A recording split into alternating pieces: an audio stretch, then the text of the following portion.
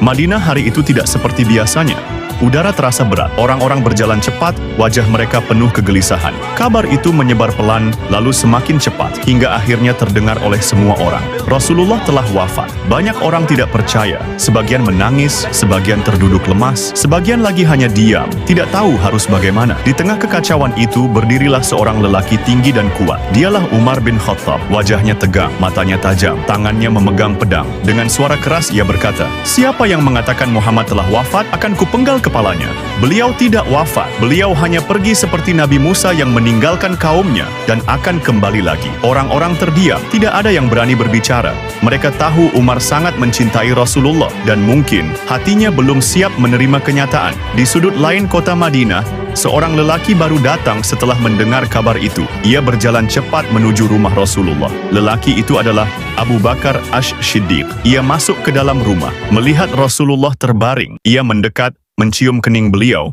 lalu berkata pelan, "Wahai Rasulullah, engkau tetap indah, baik saat hidup maupun setelah wafat." Abu Bakar kemudian keluar menemui orang-orang. Umar masih berdiri, masih berbicara dengan suara keras. Abu Bakar tidak berdebat, ia tidak berteriak, ia hanya berkata, "Wahai Umar, duduklah." Tapi Umar tidak mau duduk.